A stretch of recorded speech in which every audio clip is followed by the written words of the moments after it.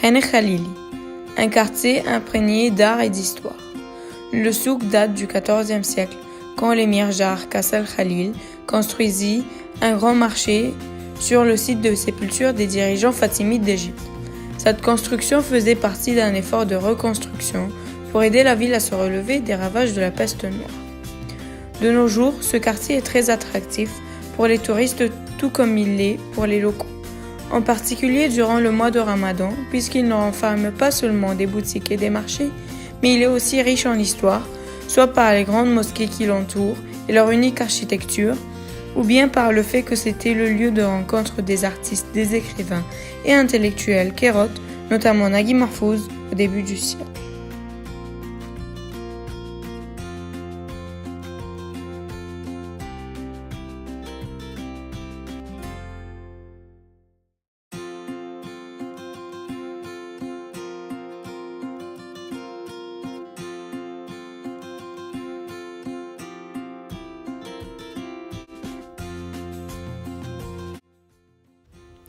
Le Khan, le marché par excellence, est planté en plein cœur de la vieille ville.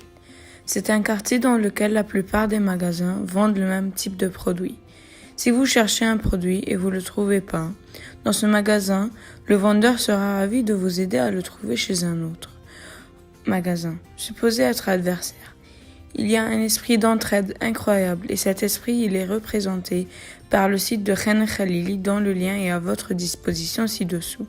C'est un site qui a été créé en collaboration avec Amazon et qui permet l'achat des produits du Khan n'importe où vous êtes dans le monde. Cependant, il y a certains commerçants qui ne veulent toujours pas s'allier aux autres et veulent continuer leur fabrication tout seuls, comme ce propriétaire de Wersha que nous avons interviewé. Il y a beaucoup de jeunes qui ont créé des sites sur les réseaux sociaux afin d'exposer leurs produits. Ils envoient des messages publicitaires et reçoivent des commandes. Ils vendent pas mal, juste par des contacts téléphoniques. Et je ne m'imagine pas à faire pareil. On a trouvé un site pour le souk Khan Khalili en collaborant avec Amazon. On aimerait connaître ces boutiques pour qu'on puisse découvrir davantage. Comment fonctionne l'exportation de vos produits à l'étranger? On est tous d'accord ensemble de fixer les prix des marchandises. Par exemple, le prix des bijoux en or, en argent. Le prix de base est fixe, puisque c'est un prix universel. Mais la différence, c'est le prix de la main-d'œuvre, qui varie. Cela dépend de la finesse du travail. Est-ce que vous trouvez que c'est une bonne idée d'installer une boutique dans tel quartier où il y a une très forte concentration de bijouterie? N'importe où il y a une concurrence, il y a une réussite. Afin que chacun ne fasse pas son magasin dans un quartier et ne prenne pas avantage de la clientèle. Est-ce que vous trouvez que si vous vous unifiez, ce serait mieux? On est tous dans un accord, mais un accord sur le prix de la vente des produits. Non, je veux dire si vous vous unifiez et faites quelques magasins dont le profit est réparti sur vous. Ça ne peut pas se faire. Non. Chaque magasin a une main-d'œuvre unique. Fabrication, assemblage, vente. Chacun a son point fort et il le fait seul pour lui-même. Selon vous, qu'est-ce qui vous distingue des autres boutiques? Moi, je suis spécialisée dans tout ce qu'est l'Égypte ancienne, pharaonique.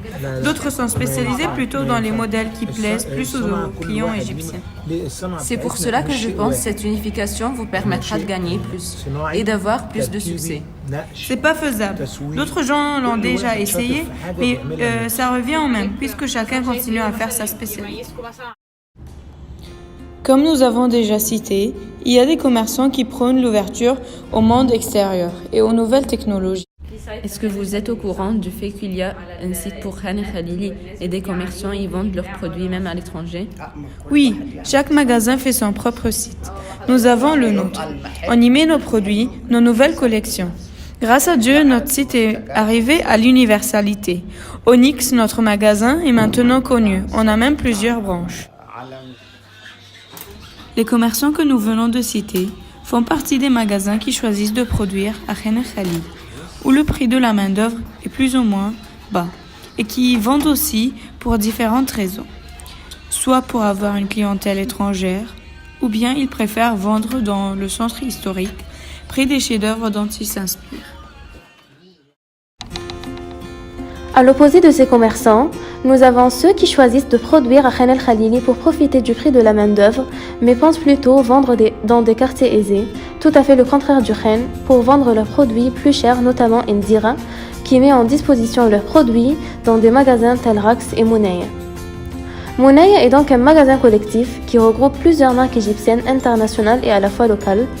Elle a été fondée en 2005 par 2 sœurs et leur cousine et qui se situe à un quartier très luxueux à Zamalek. Tous les produits des différentes marques égyptiennes sont mis en disposition de la même façon.